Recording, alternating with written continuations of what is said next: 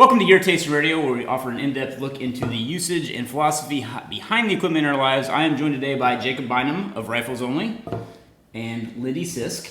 And today we're going to be talking about precision rifle and everything that's cool about it, as well as gear.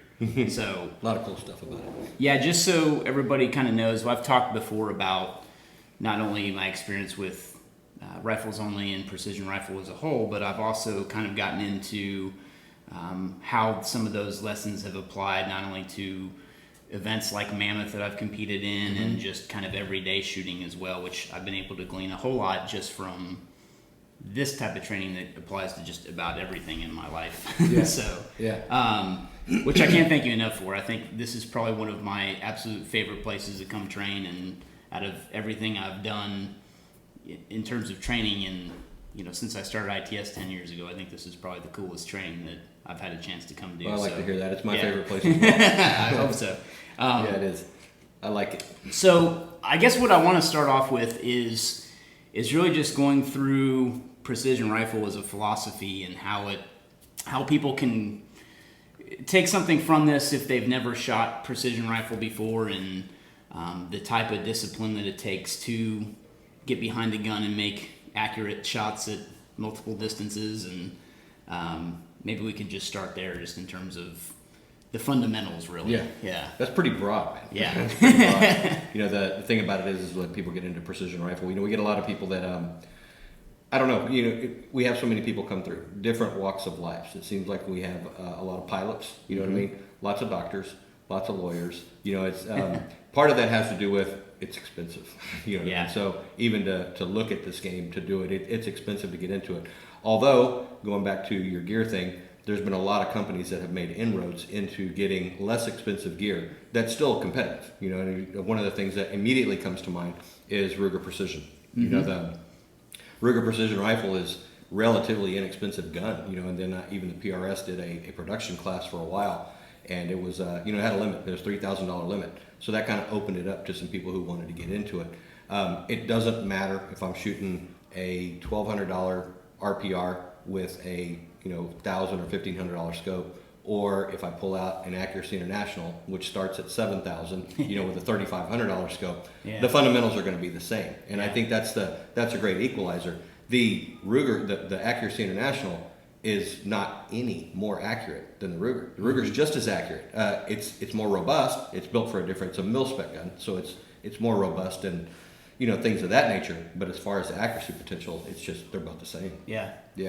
Well, and that's one of the things that I can appreciate too. The first time I came through the course, and now this time, I've built a gun in between there and used it at Mammoth, and it's interesting to see how much easier it is for me to use a 6.5 through class, just because of the more robust round. And I guess I don't know, what would you say it is if you're comparing a 308 to a 6.5?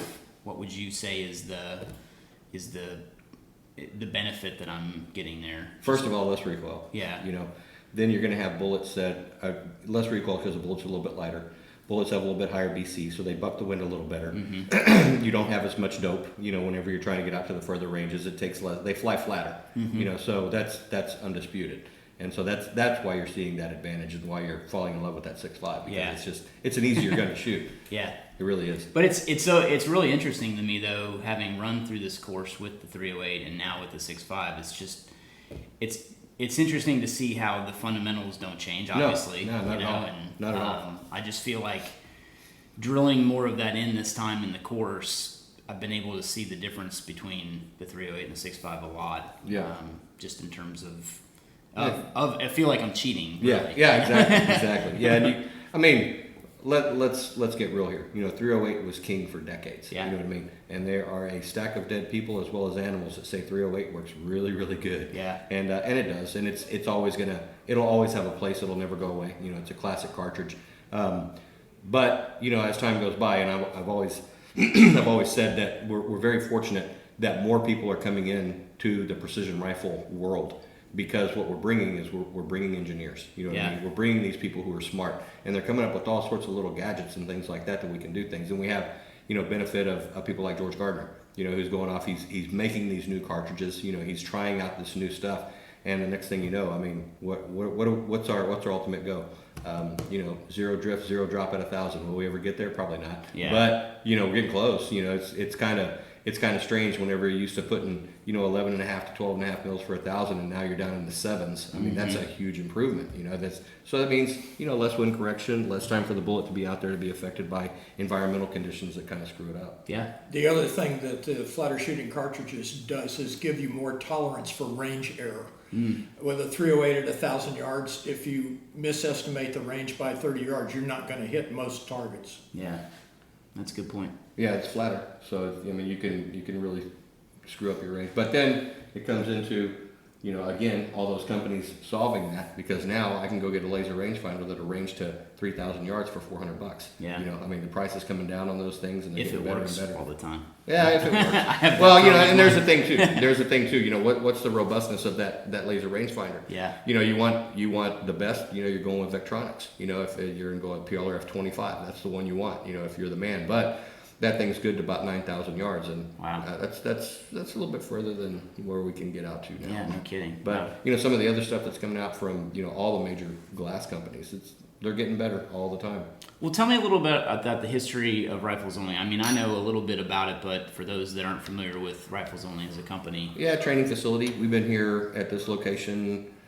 We've been in business for over 20 years, 23 years, I guess, training. We were at another location about 6 miles north of here. We outgrew it, and so we got this one. And it was kind of good. We were going to different places to train.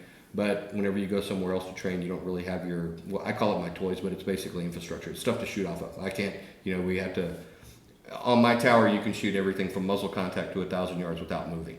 Okay, so that becomes... Which is amazing. Yeah, well, it's very efficient training. Yeah. Especially when someone's trying to go out and learn dope and learn wind. You're up 23 feet in the air, so you get to learn about the wind a little bit. But we're not spending a bunch of time, if we want to shoot from, 0 to 300, we got to go to this range. And if we want to shoot from 300 to 600, we got to go to this range. We can sit in one spot, in the shade and just, shoot, and people can have that time. They can have that trigger time, to help them learn what's going on. Of course, we don't get to there until after we have drilled on the fundamentals as much as we possibly can. Dope doesn't mean anything if you're not driving the gun right. Well, and you're in Kingsville, Texas, which for those listening, if you don't understand what being able to shoot in the shade means all year, it means a lot. It does mean a lot. It does mean a lot. And we're kind of geographically isolated out here. We're close enough to town. We're 15 minutes from town, so everything from fast food to movies to bars or whatever. And then whenever you come out here, you're looking at range control. Yeah. So if we're starting class at 8:30, you can wake up at 8, and shove a waffle in your mouth, and you're shooting. Yeah. You're shooting in just a few minutes. Well, and that's what I love is being able to stay in a bunkhouse here and not having to worry about anything. Right.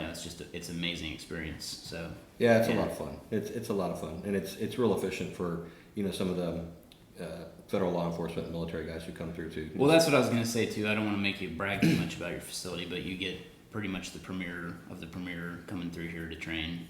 True. And yeah, true. It's a pretty well-renowned facility, if I do say so myself. Yeah, we've been very fortunate, and myself and all of the staff at Rifles Only are very humbled by it.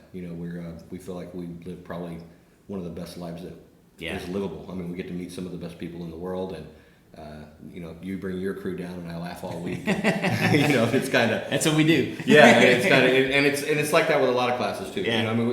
We can do some serious training, but because we don't have that pressure on, you got to be on the range at this time and off the range at this time. Yeah. Well, we just do whatever we want, and again, moving around, the range facility. I mean, it's very difficult. About the only thing I can't give you here is high angle. Yeah. But fortunately, we do have a high angle facility in Colorado, so that works out nice. I have heard that. I'd like to go to that one day. Well, I got a couple classes up in June if you want to Okay. make the trip. It's in northern Colorado, out west of Fort Collins.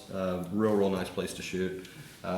Is that your facility, or is that when you just... Actually, it belongs to a gentleman who lives up there. We have exclusivity on it, so no one else trains there. He shoots there a lot. Yeah. He does himself, but the targets stay in place. This year, for this class, we're introducing a mover to it, so we'll be doing very cool. Angled mover shots. Wow. And so where the mover's going, you can kind of get different angles on it where it's going. I'm really excited about it. Well, that's the thing that I really love about coming here, and it's probably the thing that challenges me the most are the movers. And sometimes I have problems wrapping my head around it, as Lindy will attest to. It's like I understand the correction when you're leading a target, but it's it's like for some reason my brain doesn't want to think the right way in terms of the holdover, to the left and right. Like I got vertical holdovers all day long, right? But it's like when you start moving left and right, it's like it confuses my brain, and I don't know what I'm doing. But you figured it out. I did. Yeah, you'll figure it out. And it's like one of those things I say about movers is, you're going, you're missing, and then you get some instruction on it, and then you're still missing, but you're hitting a little bit, and then next thing you know, this light bulb goes off, and it's just like you can't miss anymore. Yeah. And then what I'll do is I'll put 2 still movers down there moving in opposite directions at different speeds, and then your brain's all screwed up again. So yeah, we have 5 movers here at Rifles Only, and so it just goes, it's par for the course. Your targets move in the real world, so we want to be able to shoot movers a lot. Well, and explain that for those that don't know what a mover is. It's just a steel target that's on It's on a track. It's on a yeah. track, and it just moves back and forth, and it just gives you a chance to learn your leads in the wind, because the wind changes things. So it's just another aspect of long range precision rifle. Yeah. No, I really love that aspect of this too, is being able to shoot movers. That's something I've never done anywhere else before. Yeah. So, well, fortunately, some other facilities around the U.S. are starting to incorporate movers into their training as well as their competition. And I'm real happy to see that. Yeah. And I feel like static targets are one thing. Don't believe me. I mean, I can do a class with just static targets. Sure. But movers adds a whole new dimension to it. I Yeah. mean, it really trains you to know, because when you look at that reticles, there's so many different reticles out there now. With different lines at different values, MOA as well as mil.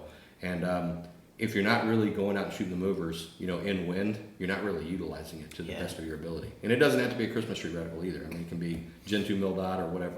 Yeah. What I'd like to do too is get you guys to chime in on some language that is commonly thrown around precision rifle, and you guys in the classroom do an amazing job of describing certain principles of precision rifle that sometimes I forget. I go back home and someone's like, "What's ballistic coefficient?" And I try to explain it, and I always screw it up. So that's one place I'd love to start, is just getting your take on why ballistic coefficient is important and what it is. I mean, I'm sure you'd argue that what is it, the nut behind the gun is more important than the gun behind the gun. Yeah, the nut behind the bolt. The nut behind the bolt. I'm gonna let Lindy take this one because he's an engineer. Okay. And so he has a little bit better way of explaining it. But just we'll talk about when we get time later. I want to talk about some things that shouldn't be discussed in precision rifle too. So yes, Lindy, take it away on that one. Ballistic coefficient is just a measure of the drag of the bullet as it goes downrange. And the higher, it's inverted, the higher the ballistic coefficient of a particular bullet is, the lower the drag. Well, that gives you a couple of things. One is it means that there is less drop at a given range for a bullet moving at a given speed if it has a higher ballistic coefficient. The other thing is it makes it less vulnerable to crosswinds. And wind, as we know, is the great equalizer. There's a lot of people that could shoot perfectly well in a situation where there's no wind. But once you bring the wind in, the figure of merit that we use for a Sierra Match King 175 moving at 2,600 feet per second is on a 1,000-yard shot. A 1 mile an hour crosswind will move that bullet 10 inches laterally. The better cartridges will be moving like 2/3 of that distance, and that makes a big difference in the wind, because none of us can actually measure the wind. All we know is the wind at the shooter's position. Yeah. We don't know what the wind is downrange, so the more tolerance you have for your error in estimating what the wind is over that 1,000-yard course of flight of the bullet, the better off you are and the better you're going to shoot. Well, it's like you were saying too, is something I wanted to touch on, is the whole early wind versus late wind thing. Right. And how you were drawing the diagram of, the wind at the shooter is more important because more time. Yeah, because if you get a little deviation of wind at the shooter, by the time it reaches the target, you've got a larger offset, right? Yeah, just because of the angular measurement on it. Yeah. And another thing that's misunderstood about ballistic coefficient is that a bullet doesn't just have one. Yeah. It has a range. And it's like we're talking about like a 175 grain Sierra Match King. I mean, everybody knows about that bullet. So if you go and you look it up, it says the ballistic coefficient is 505. Well, that's true if you have an initial velocity above 2,800 feet per second. And in order to get it there, you got to shove it in a 300 Win Mag. But for us, down at that 2,500 to 2,650, the ballistic coefficient is 496. So Interesting. that's what Yeah. you put into your ballistics programs. And again, there's some tweaking that's done, with ballistic coefficients, whenever you're truing up your data and stuff like that. Really not difficult. You just got to go play with it, and go see what your actual drops are and things like that. But, people will say, okay, well, this is my ballistic coefficient. Okay, well, at what velocity? Because we have to know that number. Well, so kind of along those lines too, you talked about, you really gave a really good definition of density altitude too, which kind of before we get into that, I wanted to just jump into, Kestrels and wind meters and things like that too. I wanted to just offer your perspective on those because I think you guys kind of went over that in class and how it's important, but yet it's not anything and everything to. No, it's not. Rifle. I mean, the wind meter has been around for a long time. Yeah. You know what I mean? You can see, and then now the culmination of it is the Kestrel. Yeah. The Kestrel that has, it Bluetooths into your phone and it gives you data, ballistic data that you put in there and everything else. But basically a wind meter. But wind meters are, one of those things that it's an extra thing you have to carry. Once the EMP goes, they quit working. Things like that. So I think that wind meters are best used, go out, not even when you're shooting, feel what the wind is. I think the wind is 8 miles an hour. Then check it. And the Kestrel says, no, the wind's only 6 miles an hour. Well, you do that multiple times over a few weeks, you're going to get to be pretty good at judging wind. And so then you wouldn't have to, go in and, I see people coming out here for competitions and, they get up on the tower and they're ready to do something. I mean, like 12 Kestrels come out. It's like, guys, what, y'all don't know what the wind is already? I mean, y'all can't feel it on your person and tell what it is. And again, it's not their fault. They got jobs and everything else. Sure. I live on a range, so it's kind of easier for me. But I don't know. I like them and everything else. Like I told you this morning in class, I've probably got 7 different ballistic programs on my phone. Mm-hmm. My favorite is Ballistics because it's easy. It makes it stupid simple for someone stupid like me. And that's just an iPhone app? Yeah, it's just an iPhone app, and it works good. I can go and get the little weather meter for it to get actual weather. So for $100, I've got all my ballistic data that I need. Plus it geolocates with Google Maps. So I can where my targets are and different things like that. But they're all valuable. They're very valuable. However, I think that now people are getting to the point to where they depend too much on them. As soon as something comes up, they're in their phones or they're on their Kestrels or something like that. Look at the terrain, see what's going on. Feel what that is, and be able to do it. The half the time, somebody who's out shooting a whole bunch, they'll come up and it'll be like a 400-yard shot. Say, here we are at 400 yards, and they pull out their Kestrel to get their dope. But the reality is they already know what their 400-yard dope is. Mm-hmm. They know it. They know it instinctively, but they have to have this little device assure them that they're not screwing it up. Yeah. And, have a little faith in yourself. Great tools. Great tools. I have them. I love them. I use them all the time. But let's not get too dependent on it. Well, give everyone a brief recap of dope and, producing a dope card and doing that. It stands for data on previous engagement. Right. But how would you suggest somebody at home builds one of those if they're interested? Obviously going out the range is important. However, what distances are do you think are best to try to hit? When you're going to want all of your KD stuff, all your known distance stuff. You're going to zero at 100 typically, and then you need to know what it is that if you go and put in a decent velocity, something that, and most of the stuff that you read on the box is incorrect. Find somebody who's actually shooting this ammunition. But it's ammunition dependent on how you're going to do it. Except that, know your data. What's my 150-yard dope? No, what's my 50-yard dope? You know what I mean? If I got 100-yard zero, because it gets confusing sometimes, then what's my 200, 250, 300, 350, and try to work that through. If that's too complicated, just do, 100, 200, 300, 400. Basically, you can work it, if you find yourself with a target that is, 550 yards, if at that distance, even with the 308, just average it. You know what I mean? And it'll give you a number to start with. But there's no, going in and doing an electronic card that's never been tested is not really, it's not really the way you want to do it. What you actually want to go out and shoot it.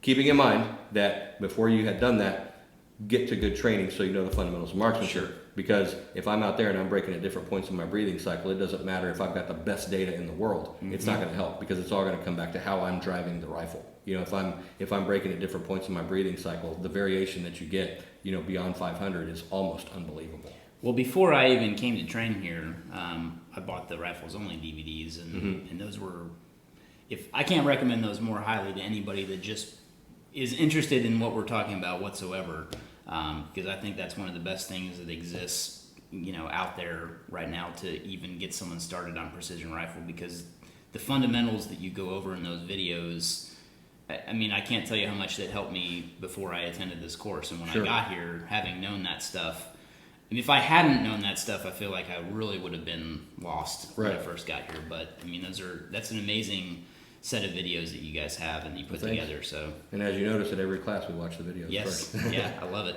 Yeah, and I love that part too, is because even though I've seen it probably 50 times now, every time I watch it, I pick up something different from it. So, yeah, it's really good. Do you want to briefly just go through fundamentals, just to? Yeah, we can. I mean, natural point of aim. That's your basic building block. It's your foundation.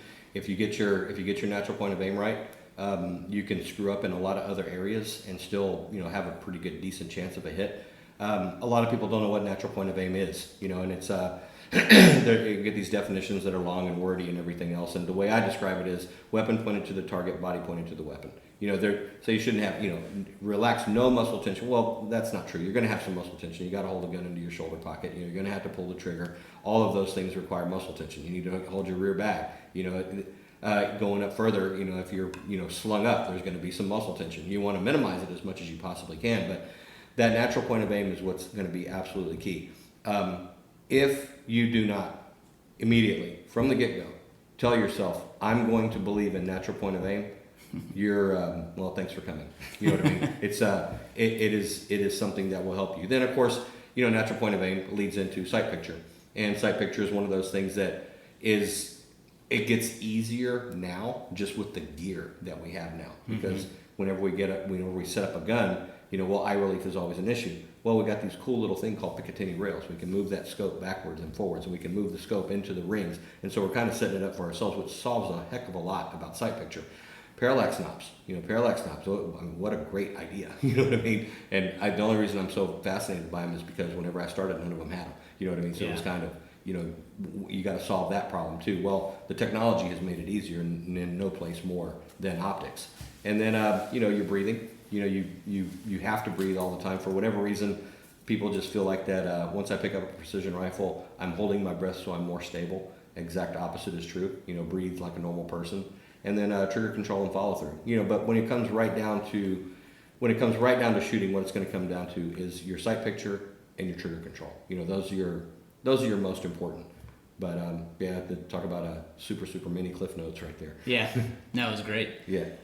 You touched on parallax, and I'd love to get you to explain that too, because that's one thing that I know I had a problem understanding when I was getting into all this, and just the description that you guys gave in class the other day of that was really good. Yeah.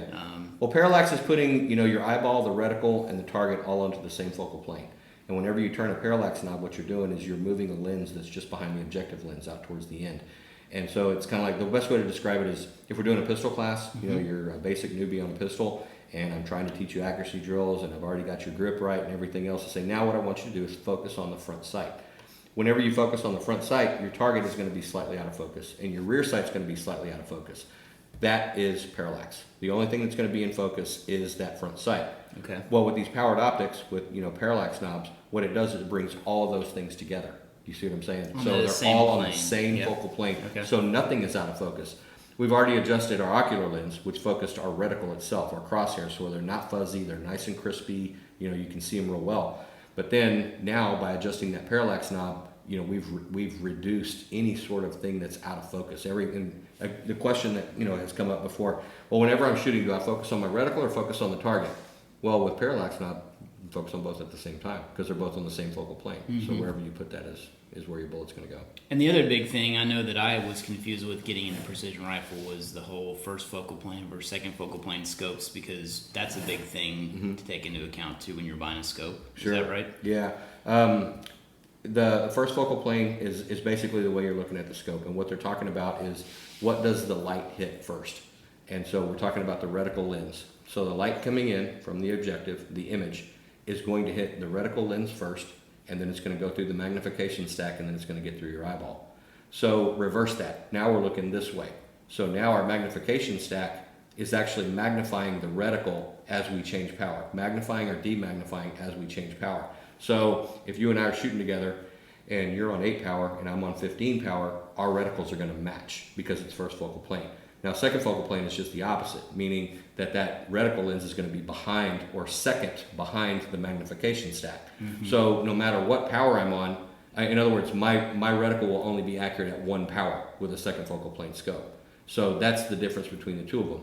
Now, so we all shoot first focal plane. You know, that's just kind of the game because it's field rifle. So somebody would tend to say, okay, well, second focal plane is obsolete. It has no place, you know, in the precision rifle world. I mean, it's not good or anything else. I would beg to differ with that because there are these applications. Let's say deer hunting. Okay. You know, if I'm not out in the West where I'm making 400-yard shots, I'm down here in South Texas. Your average deer shot down here is 150 or in. And then when do the big bucks like to come out? Well, at dusk, you know what I mean? So I'm going to come down on my power so I can increase my field of view and get more light hitting my eyeball. And then if I come down on my power and my reticle gets real small, well, now I might confuse it for a tree branch or something like that. But if I'm second focal plane, that reticle stays nice and big. Police officers, the same thing. You know, their shots, the average shot's like between 58 and 60 yards for them. So that having that big reticle to where they can see what's going on, they can back their power down because, it's close. You don't need all that power, and they need to have that open field of view, for situational awareness. Well, that's where that second focal plane really still has its place, and I don't think it'll go away. But you get people who say, oh yeah, first focal plane, mil dot. They're kind of discounting some of this gear that still has a place. It really does still have a place in this world, and it'll never go away. Well, how about the whole mil versus MOA and having a mil because that's something I've talked about on this show before too. Is that we've gotten into discussion because we've got questions about what's better, mil versus MOA. And I keep coming back to the fact that it's always better to make sure whoever you're shooting with has the same adjustments, right? Well, a lot of the scopes forever, adjusted in MOA with a mil dot reticle, and they were fine. It's just you had to do a little bit of mental gymnastics if you were doing your stuff. That if you're going mil, what you see is what you get. So and that means mil your adjustment and with a mil dot reticle. Yep. And so let me just give you an example. Let's say I'm shooting 3 targets. Okay. One of them is at 70 yards, one of them is at 700 yards, one of them is at 770 yards, and another one's at 1,250 yards. Okay, and I got my 300 Win Mag. Okay. So on all of those targets, if I shoot and I see that from where I was holding the reticle, that my bullet impacts 0.9 mils left, low, 0.9 mils low, I'm just going to reach up and I'm going to dial 9 clicks. Okay, that's going to work at 70 yards. It's going to work at 700. It's going to work at 770 as well as beyond 1,000 because what you see is what you get. If I'm shooting the 1,200, 1,300 yard target and I see that I impact 0.9 low, I just reach up and put 9 clicks. Well, that's the exact same thing I did when I was shooting at 70. Now, let's say it's an unknown distance. Let's say it's somewhere between 700 and 900, and I shoot and I see that I hit 1.2 mils low. I don't care what the range is. I'm going to reach up and put 12 clicks on 1.2, and I'm going to hit my target. Let's compare that to MOA. Let's say I have same targets, 700 to 900. I don't know what it is, and I see on my mil dot reticle that I hit 1.2 low. Well, now I've got to do a conversion. Quick conversion is 4 mils or 4 MOA per mil. You know what I mean? That's quick enough for government work. But I need to know the range to know what the value of that click is. Does that make sense? Yes. Yeah. So there's differences there. What makes sense is I hate math. Yeah, like we talked about it. Math is hard. But doing that little quick mental gymnastics things is not really a problem. The thing about it is the rest of the world has been shooting mil for forever. We're just coming around to it, of late, in the last, bit of time. So there's nothing wrong with a scope that's all MOA. You got an MOA reticle and your scope adjusts an MOA and it's a first focal plane reticle. Works exactly the same. It's just that mil reticles are more popular because they originated in the military market. There's nothing wrong with a mil scope, and we had shooters in the last class down here who had them. The only problem with a MOA reticle is that I've never seen an MOA reticle that I really liked. Yeah. The mil reticles are much easier to use. And I really haven't had much experience using one either. Is it counterintuitive when you're trying to measure how large targets are in a MOA reticle, or is no, it not really. It's just the MOA reticle is there's not many people making them. Mm-hmm. I mean, and everybody and their dog has a new mill reticle. You know what I mean? So you can find a mill reticle that really suits you. But whenever you start looking at what's the variety of MOA reticles that are out there, it's pretty slim. But the problem arises when you have a mill reticle and an MOA adjustment. Correct. Yeah. Correct. And I wouldn't say it's a problem. Okay. There's just another step that you have to do. You Right. know, a little bit of mental gymnastics in there. And believe me, you know that we've seen wild success. You know, with those scopes that are MOA mill. You know, if you know how to use it and you spend enough time with it, it just becomes second nature like anything else. But the mill is easier to train on. You know, it's more stupid simple, which is helpful to learn. Yeah. No doubt. Yeah. Getting back to dope real quick and how, I guess, density altitude affects that. I mean, because I guess a lot of people think, oh, well, I build a dope card and then I can take that anywhere that I go shoot at and it's going to be applicable. And really, is it safe to say that density altitude is the factor that changes that? Depending on your geographic location? Well, sure, and you could also be in the same geographic location. You know, if we're here and we're shooting in, you know, January and it's you know, 25 degrees, you know, and then we go out and we shoot the same range as everything else in August where it's 113, you know, you're going to have different data there. You know, you're gonna have, but it is going to go back to the density altitude portion of it. Well, what's the explanation of why that changes so much? Is that just Thickness of the air. thickness of the air? Thickness of the air. The bullet's going to drop for two reasons: gravity, which we can't do much about, and parasitic drag.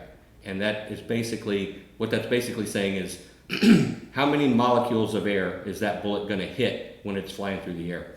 Well, down here where you are right now, it's going to hit a lot. We're at sea level. But whenever you come to Colorado this summer to go up there and do that course, all right, that's different because now we got 6,000 feet underneath us. The air's a lot thinner, and so the bullet likes that. You know, it likes it because it's going to fly flatter. It's not going to drop as much. And that's because of the molecules in the air? That's because of how dense the air is. Yeah. Yes. Okay. Yeah. Yeah, that's interesting. Yeah, I guess that was one of the biggest things that I had to kind of wrap my head around early when I started doing precision rifle stuff was that dope isn't dope all the time. You know, it's data of previous engagement, Right. which basically says here's your starting point for today, Right. because every day is going to be a little bit different. Yeah. And like you can go to Lindy's website, arcanamavens.com, and he'll teach you how to do a density altitude chart, you know, for your rifle. That's definitely going to be minute of chest for as far as you want to shoot, which kind of works out. Well, so what would you give as the definition? You did a really good explanation in class of density altitude, as far as, you know, station pressure versus actual pressure on the barometric side and other Right. stuff. Yeah, density altitude is made up of three items: temperature, barometric pressure, and humidity.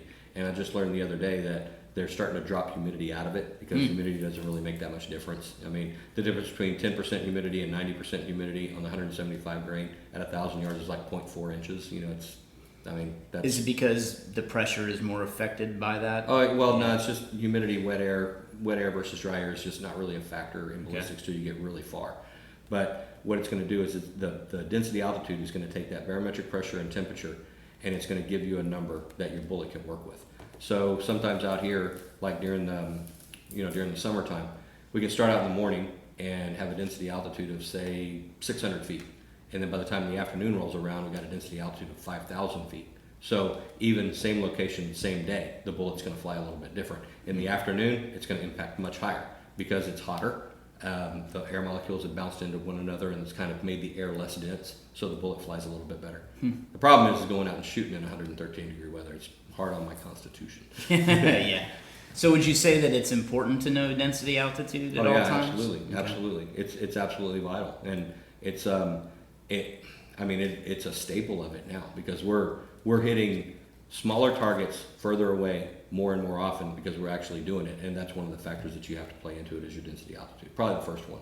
And you were saying in class that it doesn't have as much of an effect under 350? Yeah, I mean there's a difference, but it's bullet diameter. Where you can start adjusting for it is after that. Okay. You know, it's like I've won money down here where we've had, you know, a group of guys that are here and we're headed up to, you know, high altitudes, and they say, well, I'm gonna have to re-zero when I get there. So no, you don't. And well, I'll bet you $50. Then we go and it's like right on. You know, Yeah. it's tough to really see the effects of that before you get out beyond 350.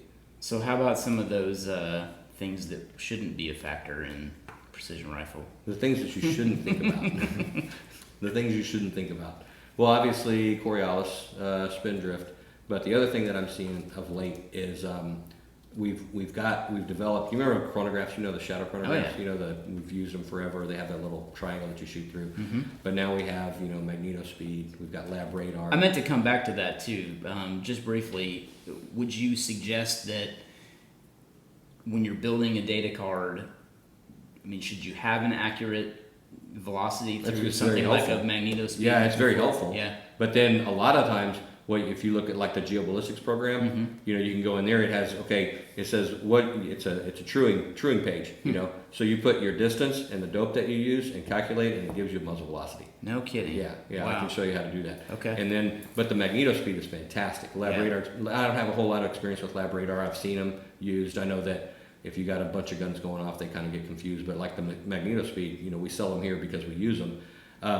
That one is going to give you very, very, and so does the lab radar. I mean, they give you really good data, but people don't understand what to do with that data. You know what I mean? Like you can go out and you can start out, you can put that in your ballistics program, then you go out and it may work and it may not. Then people get confused and say, well, don't be afraid, to mess with that velocity a little bit. But one of the things that people are looking at is with too much scrutiny is standard deviation. Do you know what standard deviation is? Well, I think it just means that. So the answer is Depending- no. You don't know what the answer is.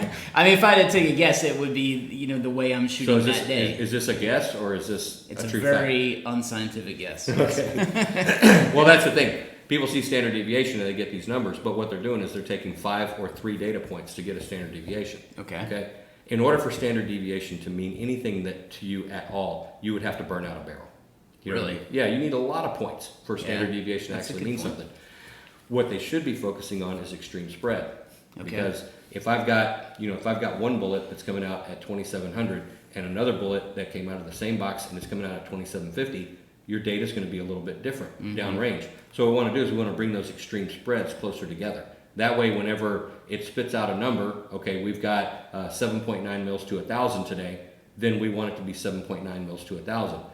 If our extreme spreads are really high, it might be 8.3, or down at 7.6, both of which are misses. You see what I mean? Yeah. But pay attention to extreme spread. Don't get caught up in standard deviation because while it's an important number and it has value, getting that number from 3, 5, 10, or even 50 rounds is kind of there's just not enough information there. And what that means is your average velocity that you're inputting into your ballistic application. Well, the way it was explained to me by a whole bench rest guy, I said, "Hey, tell me about standard deviation. Why do you want to know about that? It's not important. It's not important."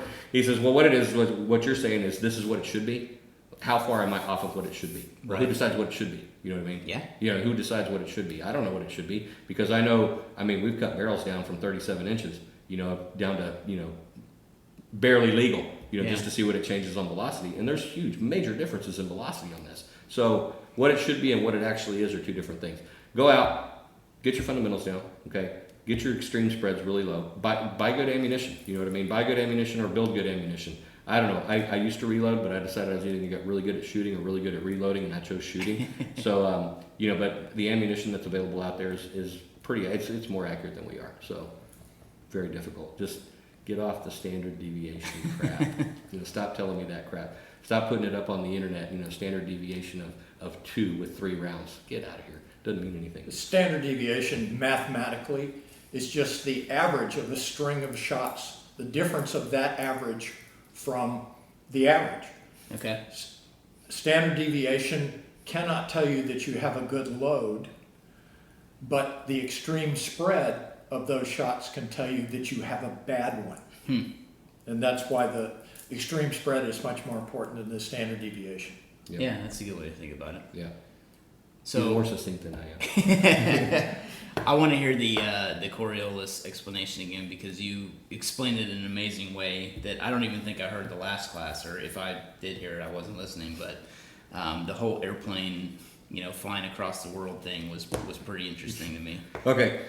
All right. Used to buy into it when I was young and stupid. And so and for those that don't understand what we're talking about, it's just it's a factor that some people put into their Right. their calculations of building a dope card or Sure, or yeah. whatever. Coriolis basically means that the Earth is spinning. Mm-hmm. Okay, and so my bullet has a time of flight, and so while my bullet is in flight, the target has moved from its original location.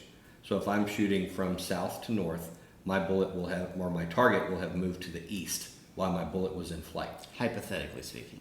Well, I mean, I can show it to you on a piece Right, of paper. I mean, yeah. it looks pretty true to me. Yeah. Until we look at the other side of the coin. But what we have is the globe circumference 24,902 miles, and there's 24 hours in a day. And so we got to compensate for that 902 miles. So we have leap years every now and then, you know, to solve it. And we skip a day and this like that. So our calendar stays pretty good. But what that basically means is at the equator, the Earth is spinning at 1,000 miles an hour. So if I'm shooting from the equator north, you know, say I'm shooting 2 miles, you know what I mean?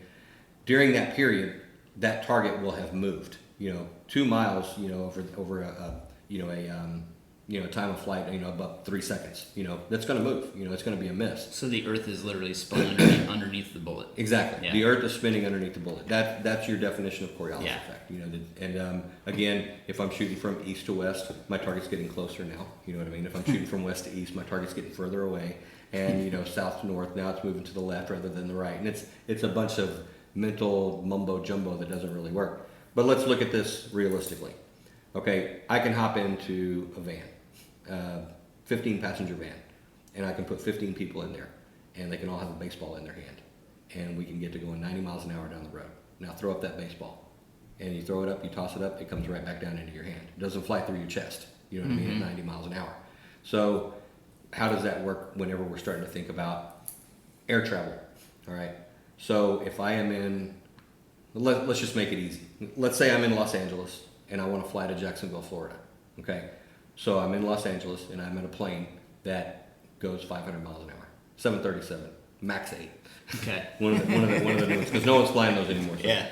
And so where they are in latitude, let's say that they're the Earth rotation, because it gets slower as as the circumference goes up. Let's say it's 900 miles an hour.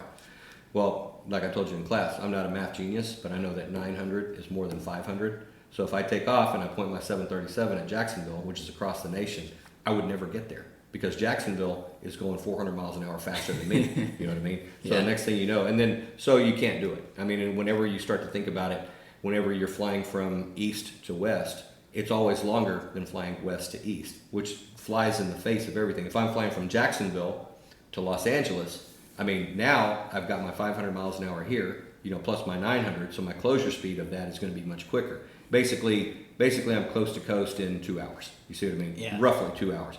But it never works like that. Flying east to west always takes longer. That's because of the prevailing winds in the northern hemisphere. So Coriolis has no place with it. And we go back to the Red Bull guy, Felix Baumgartner. You know, he's going to get in this capsule. You know what I mean? He's going to put this, you know, silk helium balloon above him, Right. and he's going to jump out and he's going to try to break the speed of sound, you know, without an airplane. Okay, good on you. You know, everybody's got to have their goals. I get that. That's fine. But he didn't rocket up to his jump altitude. What he did is he let the helium balloon take him. It took him hours. You know, I was fascinated. I was watching it on the internet. Yeah. I was fascinated all day. I was seeing these, you know, these cams that was going on. And he's sitting there and he's talking and everything else. But it's hours. It took him hours to get to altitude. So then it's time for him to jump out. So he jumps out. He started in Nevada. Okay. So he jumps out. He lands 20 miles away from where he took off. Okay. If Coriolis was real, he would have landed in the Pacific Ocean. That's true. Because as soon as his balloon goes up, the Earth's going to spin out from underneath him, and like he would have seen Los Angeles just go right by. You know what I mean? Well, the whole most hilarious thing I think now that I remember you saying in class was the whole, let's just sit on a couch and put a couple of helium balloons on it. We'll float up for a little while. Then by the time we come back down, we'll be in the Bahamas. Cabo San Lucas. Right. Yeah, From where we are now. I like to fish. I like to fish. So if we get the couch and put some helium balloons, we get one of those little pellet pistols so we can knock out the balloons. We just go up and wait. You know, Cabo gets here. We'll start hitting balloons. We'll land in Cabo and we're marlin fishing in a couple hours. That was awesome. Yeah. And the thing about it is you know, the reality is I kind of wish Coriolis did work. Yeah. I wish it would, because we would be able to do stuff like that. We'd be able to get to Cabo San Lucas on a couch, you know, couch and helium balloons. Or you think about it, you know, all of your deliveries, you know, that you're getting FedEx, UPS, and everything else, everything would be overnight. Yeah. You know what I mean? Because all they got to do is just pick whatever it is up in a drone, you know, in Memphis, Tennessee, and when San Francisco gets there, they drop it. It's only going to take a couple hours. You know what I mean? It's not going to take long. But it doesn't work like that. Now, So if it doesn't exist, then why do we have Coriolis?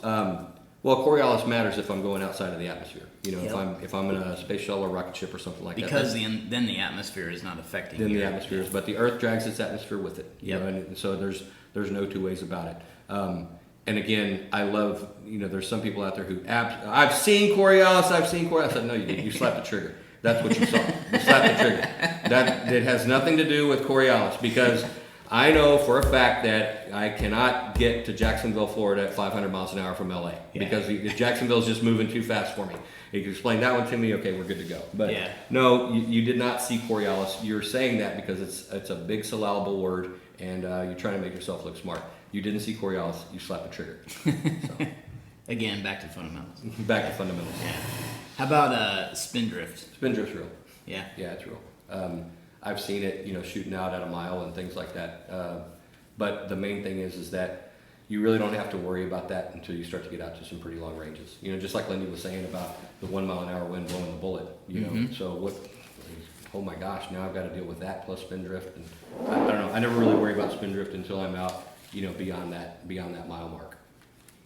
How about Mirage? I mean, you kind of hit on some really cool stuff about Mirage while we were talking about that when it comes to wind and playing into that. Again, you were talking earlier about wind just being something you learn how to read. Right. How does Mirage play into that? Well, it's a really good indicator of your wind switches. You know what I mean? It's if I'm looking at that Mirage and I can tell which direction it's coming from, how fast it is based off of the frequency, but I'm not going to base my entire windage firing solution off of Mirage. It's another tool to use. But the thing about it is really what we're looking at, especially when we're shooting long range, 800 to 1500, just say that. At a 1,000-yard target, my bullet is going to go 16 feet above my line of sight. You see what I mean? Mm-hmm. And whenever I'm looking at the Mirage, at the target, all I'm seeing is a straight line distance. My bullet, it would be great. People always say, oh, well, you can see what the grass is doing out there and everything. Well, that'd be cool if I was shooting through the grass, what I mean? Because then I could have some sort of indication. But the bullet has an arc, and it's just like whenever, I think y'all even did it while you were here. You went and checked it with your Kestrel, at the bottom of the tower, then you go to the top of the tower, and it's, another 5-6 miles an hour. So the higher the bullet goes in its trajectory, the more wind it's having to deal with. Yep. Maybe that's what's going on. Some conditions are different every day. But reading the Mirage, like I say, I don't put like 100% of my faith in what the Mirage is telling me. And I've actually seen... You believe the bullet more than I believe the bullet more than I do the Mirage, exactly right. And so it's just like that one explanation I told you, that one target that we were shooting at in Oregon. Yeah. That Mirage that you were seeing, I just instinctively, in your bones, you could not help but hold off.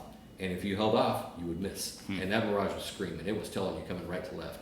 But really the reality is it was just a little bit of Mirage you were seeing down there, and the bullet didn't pay any attention to it. The bullet said no factor.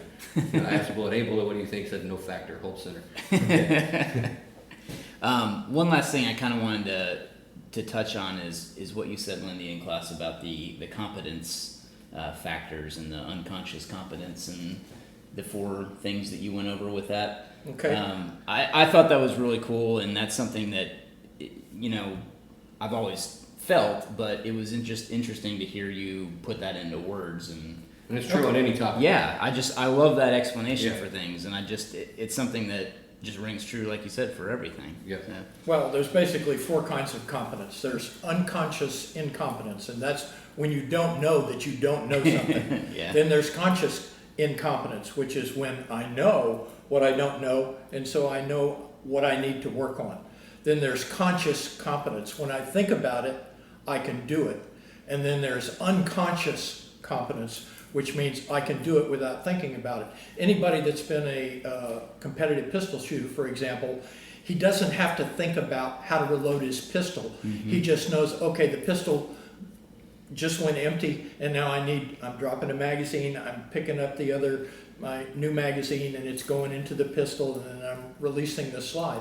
But he doesn't have to think about that. He can be moving toward cover or toward where he needs to shoot the next target while all of it's going on, and he's not conscious of it at all. It's the same way you drive down the road. You're not thinking about the fact that you're making micro adjustments in the steering wheel as you go down because you're unconsciously competent at driving the car down the road and you don't have to think about it. And that really, if you want to be really good with a precision rifle or any firearm or any physical skill at all, that's what you have to get to. And that level of unconscious competence is what people refer to as muscle memory. Yeah, and you said that muscle It's really memory neurological is really pathways. right? Yeah, and you're just building those pathways as you The more as you you're- do it, Yeah, the more you do it perfectly. yeah, it's really cool. Well, the last thing, I guess, just kind of wrap it up. What would you urge people to do that wanted to get into precision rifle? And let's say they're starting out, they're listening to this podcast, and they're like, oh, I've shot a pistol a few times, I own an AR, or I've shot an AR before. I really would love to get into the precision side of things. Like, what would you encourage people to start with? The first thing I would do is say, okay, now regionally across the U.S., we've got a lot of precision rifle matches. Just call them club matches. Mm-hmm. You can go to any number of websites and find out where those club matches are. Go and take a look. Go and have a look. Very first thing. Just go watch a match. Just go Yeah. watch, go help, go do something, go talk to the people that are out there shooting, look at the different kinds of rifles that they have and scopes and things like that. The better question is what not to do. Yeah. What you don't want to do is go and get all your information from the internet. Because I say that the internet is the best source of information. We for run a shooting. website, right? Yeah, I know, so do I. And the worst source of information is the internet, because there's a lot of things. The next thing you know, you're going to end up, and every single one of us sitting in this room are guilty of it. Yeah. You know what I mean? We have a piece of gear or 80 pieces of gear that we don't use. Yeah. You know what I mean? That we don't use. Don't go out and just dump a whole bunch of money into it. Remington has a really nice low-cost option rifle. Ruger has one. Winchester has one. The scopes that are out there. Scopes are amazing now. I mean, before, if you wanted a really robust scope, we're talking 3K plus. You know what I mean? Not anymore.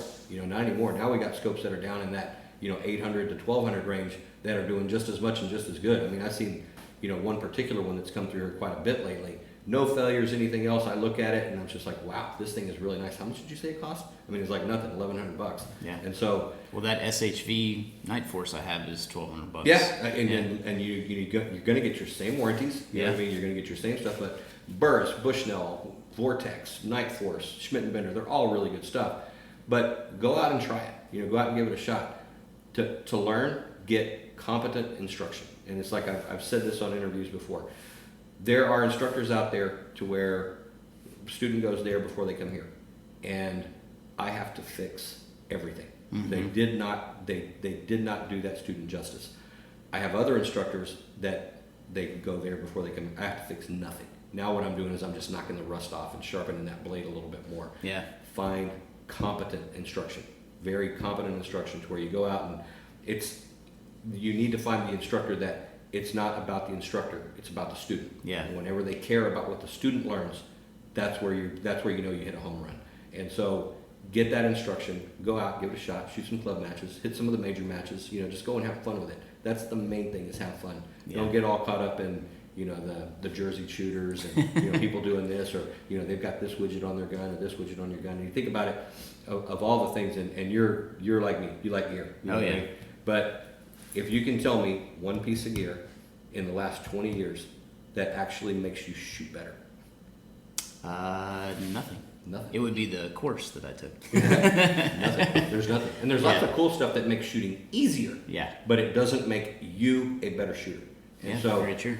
yeah, I mean, the thing about it is I know a lot of people who are out there shooting Remington 700 PSS top loaders that, they just come to the course every now and then, and just do it. They'll blow away somebody who's out there with a $12,000 rig. Yeah. They're sitting there and they've got $1,500 into that gun. And again, what that comes down to is fundamentals of marksmanship. You know what I mean? The fundamentals are what makes you shoot better. There's other things that makes shooting easier. And don't get me wrong, I like all that crap. You know what I mean? I like that gear. I like the lighter recoil of the 6mm. You know what I mean? I like having these scopes to where I can see the future. I like all that stuff. But they don't make you shoot better. They just make shooting easier. Well, and that's kind of getting back to what we first talked about. Like, that's kind of the interesting thing about me training, or going through the first class with a borrowed 308 is that I got to experience that, and then coming back with the 6.5 is nothing that I brought this time made me better. No. It was having the core fundamentals from the first time on a different gun that I brought to this that made me feel better about what I was doing. It made shooting easier. Yeah. It made it easier, but it didn't make you better. Right. Right. You still got to put in your time. Masayub, who's a really smart guy, said it's not so much about the gun as it is about the shooter. And it's not so much about the shooter as it is about the consistent application of proven techniques. And the proven techniques are the fundamentals of marksmanship. Yeah, absolutely. And they'll always be with us. Well, thanks again, guys. I very much appreciate it. Thank you. We've enjoyed having you here this week. Yeah, thank you, guys. If you want to learn more, go to www.riflesonly.com and Arcane Mavens. Arcanamavens.com. Yep. And if you had to say, if there was a class to start with at Rifles Only, would it be Precision Rifle 1 and 2? Precision Rifle 1 and 2. In that combo course? Yep, do that combo course. It's the best bang for your buck. Yeah. And it's remained the same price since the beginning. Yeah, I love it. So it's been really good. And then also, if you're in Texas and you're at your local liquor store, look up Wild Horse Distillery. Yes. Yeah, we got to sample some. Jacob and his wife Lisa just started a distillery called Wild Horse Distillery, and yeah, it was very cool to be able to try that and check out the distillery. So thank you again. Cool. Yep. Thanks, guys. Thanks, Bryan. Thanks. Thanks for listening to Gear Tasting Radio. Remember, if you have questions, use the pound tag Gear Tasting on any social media network, and we will find them and get them answered for you. We appreciate your patience sitting through this interview. And if you're listening to it on iTunes or anything like that, Apple Podcasts, whatever they're calling themselves, you didn't see any pictures, so we appreciate you listening still. We even appreciate you guys. Yeah, we especially appreciate you guys. If you want to see pictures, watch it on YouTube. Yeah. We have some pictures that scroll by since we didn't get any video this time. We typically record video for all of our Gear Tasting Radios, but this time we just did the audio interview that I did at Rifles Only when I was there, which was phenomenal training, and I can't say enough good things about them.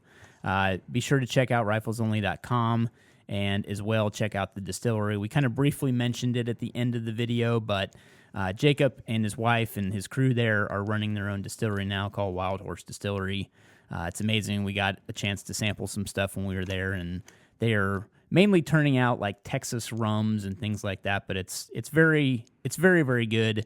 I did not drink enough to know that whether or not I got a hangover, but supposedly it's distilled so many times that you will not get a hangover by drinking it. So I guess if that helps your decision in picking some rum, give it a try. I think right now they're only being distributed in Texas, though, so it is what it is. Anyhow, I wanted to also tell you guys that we're taking a little bit of a hiatus for a week and a half, 2 weeks, somewhere in there. About 10 days. Yeah, about 10 days. What do you know? Because we're turning 10. So IITS is about to celebrate. Wow, that was bad. We're about to celebrate our 10th anniversary on April 1st. So we've got 10 days of giveaways coming up. We've got some awesome stuff to give you guys out there, or give you the chance to win some stuff. So we will have some details on that. If you're watching this on YouTube, you're still looking at those glorious photos scrolling by you. Again, we apologize. However, we've got a video coming to YouTube that'll describe or explain some stuff coming in our 10 days of giveaways. So cool stuff. What is it, like $1,000 worth of stuff? Over at least $1,000 worth of stuff. high quality items you won't want to miss. So again, thanks for listening, and we'll see you next time.